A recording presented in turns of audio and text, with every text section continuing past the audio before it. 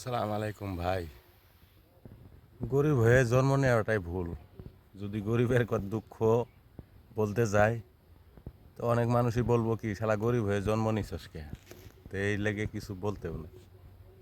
এই যে মরিচ খেতে আইছি আপনার চারটে ঘাস তুলতে গরুর নাইগা। ভাই গরিব মানুষ ভাই এটা খাই। তবে এটাই চিন্তা করি যাক আল্লাহ যেমনি জাগ বানাইছে আল্লাহর কাছে এই লাখো শুক্রিয়া। আমাদের গরিবই দেখে যারা হাসে তাদের হেদায়েত দান করে আল্লাহ। এটাই আমার কথা। তবে গরিবের জীবনটা আসলে ভাই কষ্টের জীবনই। কেরো না কেরো মনে করো যে কোনো একটা কর্ম করে খাইতেই হবে। আমরা তো ভাই এরকম রাজার ঘরে জন্ম নিই নাই, একবারে সাধারণ পরিবারের ঘরের ছেলে আমি।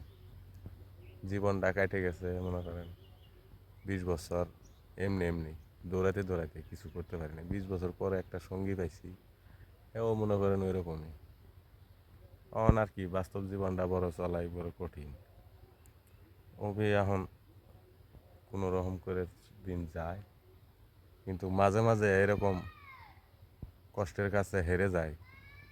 তখন খালি মনে মনে কই কি দূর আল্লাহ আঙ্গর গরিব কি রে বানাইছে কি লেগে।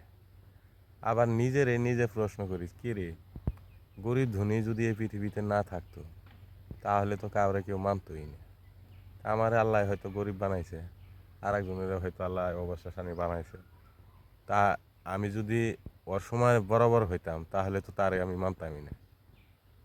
এমনিই মানে পৃথিবীতে মানুষের যে কাজে ঝগড়া ঝগড়া ফাঁচে, আরও যদি আল্লাহ সবাইরে সমান করে বানাইতো তাই মনে করেন আরও মনে করেন বেশি বাঁচত।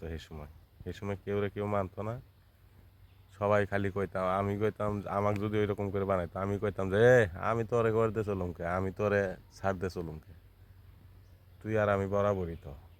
তো সেরকম আরও কায়দা ফাসাদ বেশি হইতো।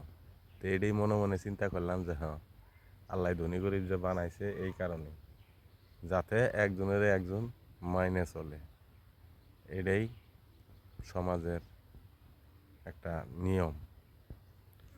তবে আমরা কয়জন মানি জানি না।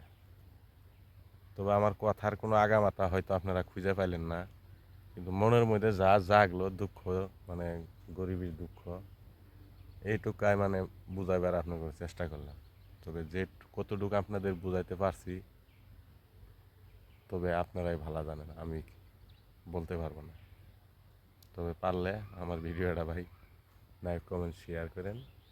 এই গরিব মাধবের বাড়িতে একটু ঘুরে যান, একটু ফলো করে। আল্লাহ হাফেজ।